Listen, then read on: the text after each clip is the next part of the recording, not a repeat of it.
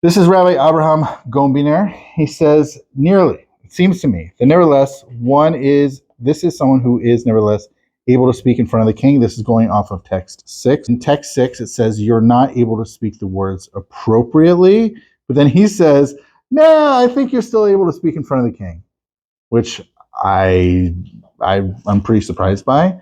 But maybe he's kind of like text 11 and thinking that there's not really much of a difference between these. He says, Dimlo came because if it weren't, then maybe Rabbi Cairo would have said, then it's forbidden to bless this Birkat Hamazon at the outset. Maybe you shouldn't have done this at all. Maybe you shouldn't have done this. He says, but maybe that even after the fact, maybe it was just only after the fact, maybe there's a question. He's not really sure. And then I mentioned text 2 and 3. He calls back to text 2 and 3 with Tosfos and the Rosh. He says, nevertheless, look, he says, mashma diyesh li's topic. Maybe there's maybe not really sure if it's even permitted to bless at the outset, lachatchila. For those familiar with this language of lachatchila, or in Latin ab initio, but are you able to do this as a thing at the outset when you're drunk, that you're unable to speak in front of the king? Maybe you're not. He says, maybe it's kind of inferable. Mashma katzatz, it's slightly inferable that maybe you are permitted to bless at the outset, ab initio. Maybe really what you should do is, before you get to really that type of drunkenness that you're unable to speak these words appropriately, you should bench first.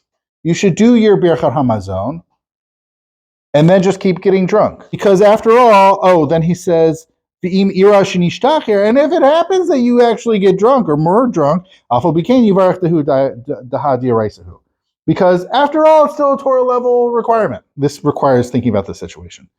It sounds nice on paper, right? We're looking at this on paper. He says, you know what? Before you get yourself into this situation that you find yourself drunk, or more specifically, you find yourself drunk to the point you're unable to speak words properly, you're slurring your words, maybe you're not saying the right words, that you should stop where you are in your meal, bench, and then continue what you're doing. Now, if we are to take a step back and think about what does this mean, I would say it's one thing if maybe you're finished with a dessert course, right? You're pretty much done anyways. You're going to keep drinking, so that's a great opportunity to stop and do this grace after meals, and then continue on with your drinking. That's one scenario. That's pretty easy. That's pretty accomplishable. What if you are pre-dessert, or even mid-dessert or pre-dessert, you're still eating? That's still accomplishable. Maybe you just do your Birkat Hamazon, you say what you need to say, and then you say a separate blessing on your dessert, and then you keep on doing your desserting and your drinking. Okay, great. What if you're still in your meal? What if you're still drinking? What if you're still amidst your meal?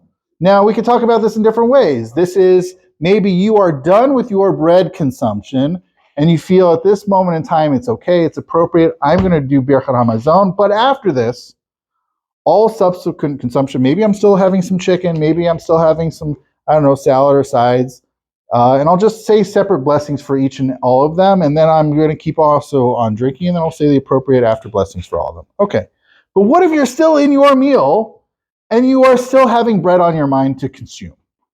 Right? It's one thing to read this on paper. It's another thing to put that into practice of saying, I'm going to, whatever I'm doing in my meal, I'm going to do the Birkat Hamazon. I'm going to do the grace after meals, and then I'm going to continue on with my consumption and just say the appropriate blessings for each of the things I'm going to consume.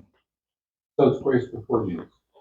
Well, be mid-meal, I guess. I guess it'd be mid-meal. But he has this sort of like this backstop. He says, but you know what? That's the ideal. In a non-ideal world, you kept going, and then you did actually get drunk to this point. He says, yeah, it's still fine, because after all, it's a Torah level obligation.